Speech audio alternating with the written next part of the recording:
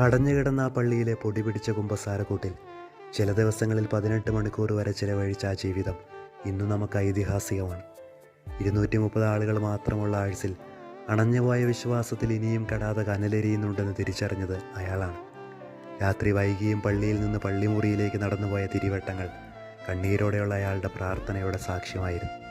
കെട്ടുപോയെന്ന് വിധിയെഴുതും മുമ്പ് ഒന്ന് ശ്രമിച്ചുകൂടെ എന്ന് ചോദിച്ച ആ പുരോഹിതനാണ് ഇന്ന് വൈദികരുടെ ഓഗസ്റ്റ് 4 വിശുദ്ധ ജോൺ മരിയ വിയാനി. ഫ്രാൻസിൽ ലിയോൺസിന് സമീപമുള്ള ഡാർഡില്ലി എന്ന ഗ്രാമത്തിൽ മാത്യു വിയാനിയുടെയും മരിയായുടെയും മകനായി ജോൺ ജനിച്ചു. മാതാപിതാക്കന്മാർ ഭക്തരായ കർഷകരായിരുന്നു. മതാഭ്യാസനം മർദ്ദനവിധേയമായിരുന്ന കാലത്താണ് ജോൺ വിയാനിയുടെ ബാല്യവും യൗവനവും. രാത്രിയാണ് വൈദികർ ഉപദേശവും മറ്റും നൽകിയിരുന്നത്. ജോണിന് 20 വയസ്സുള്ളപ്പോൾ ആബെ ബെയ്ലിയുടെ സ്കൂളിൽ അവൻ പഠനം ആരംഭിച്ചു. ലത്തീൻ ഭാഷ ജോണിന് തീർത്തും ദുഷ്കരമായിരുന്നു. നെപ്പോളിയന്റെ നിർബന്ധിത സൈനിക സേവനത്തെ മറികടന്ന് നോവയിൽ 1 വർഷം കുട്ടികളെ പഠിപ്പിച്ചു. 1810 ജോൺ തന്റെ കുടുംബാവകാശം സ്വസഹോദരൻ ഫ്രാൻസിസിന് വിട്ടുകൊടുത്തു. ജോണിന് പകരം ഫ്രാൻസിസ് സൈനിക സേവനം നിർവഹിക്കാൻ സമ്മതിക്കുകയും ചെയ്തു. ആബെ ബെയ്ലിയുടെ സ്കൂളിൽ കുറെ നാൾ കൂടി പഠിച്ചതിനു ശേഷം 1813 ജോൺ സെമിനാരിയിൽ ചേർന്നു.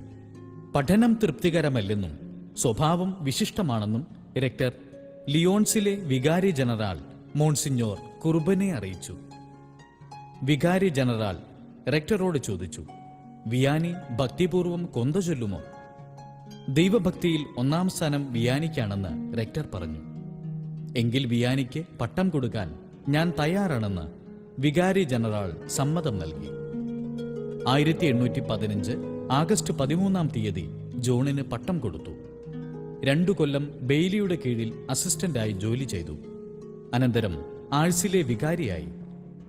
കുംഭസാരവും കുർബാനയുമില്ലാതെ ഡാൻസും മദ്യവും മേളവുമായി കഴിഞ്ഞിരുന്ന ആഴ്സ് ഒരു അനുതാപ കേന്ദ്രമായി. തണുപ്പുകാലത്ത് 12 മണിക്കൂറും മറ്റു കാലങ്ങളിൽ 18 മണിക്കൂറും ഫാദർ വിയാനി കുംഭസാരക്കൂട്ടിൽ ചെലവഴിച്ചു പോന്നു. ഭക്ഷണം പുഴുങ്ങിയ ഉരുളക്കിഴങ്ങും പച്ചവെള്ളവുമായിരുന്നു. ആഴ്സിലെ മാനസാന്തരങ്ങൾ കണ്ട് പ്രകോപിതരായ പിശാചുക്കൾ ഫാദർ ജോണിന്റെ കട്ടിലിന് തീ വയ്ക്കുകയുണ്ടായി. ഫാദർ ജോൺ സന്മാർഗശാസ്ത്രം പഠിച്ചിട്ടില്ലാത്ത ഒരു കപട ഭക്തനാണെന്ന് ലിയോൺസിലെ മെത്രാന്റെ മുമ്പാകെ അസൂയാലുക്കളായ വൈദികരുടെ ആരോപണമുണ്ടായി. വികാരി ജനറൽ നടത്തിയ പരിശോധനയിൽ ആരോപണം അടിസ്ഥാനരഹിതമാണെന്ന് അദ്ദേഹത്തിന് ബോധ്യപ്പെട്ടു. വിയാനിക്ക് പഠന സാമർഥ്യമില്ലെന്ന് പറയുന്നുണ്ടെങ്കിലും അദ്ദേഹത്തിന്റെ പ്രസംഗങ്ങളും ഉപദേശങ്ങളും എത്രയും സുന്ദരമായിരുന്നുവെന്ന് ആബെ മോണിൽ എഴുതിയിരിക്കുന്ന ജീവചരിത്രം വിശദമാക്കുന്നുണ്ട്. 20 വർഷത്തിനിടയ്ക്ക് 20 ലക്ഷം പാപികൾ അദ്ദേഹത്തെ സമീപിച്ച് ഉപദേശം വാങ്ങിയിട്ടുണ്ട്. വൈദികരും മെത്രാന്മാരും അദ്ദേഹത്തിന്റെ കുമ്പസാരക്കൂടിനെ സമീപിച്ചിരുന്നു. ഫ്രഞ്ച് ഗവൺമെന്റ് അദ്ദേഹത്തിന് മാടമ്പി സ്ഥാനം നൽകി. പ്രായശ്ചിത്തം കൊണ്ട് ശരീരം തീരെ മെലിഞ്ഞിരുന്നെങ്കിലും നേത്രങ്ങൾ അവസാനം വരെ ദൈവസ്നേഹത്തെ പ്രതിബിംബിച്ചിരുന്നു. കാര്യമായ രോഗമൊന്നും അദ്ദേഹത്തിനുണ്ടായിട്ടില്ല. ഒരാഴ്ചത്തെ ആലസ്യത്തിനു ശേഷം 73-ാമത്തെ വയസ്സിൽ 1859 ആഗസ്റ്റ് 4-ാം തീയതി അദ്ദേഹം ദിവംഗതനായി. 1925 അദ്ദേഹം വിശുദ്ധനായി പ്രഖ്യാപിക്കപ്പെട്ടു. പ്രാർത്ഥന.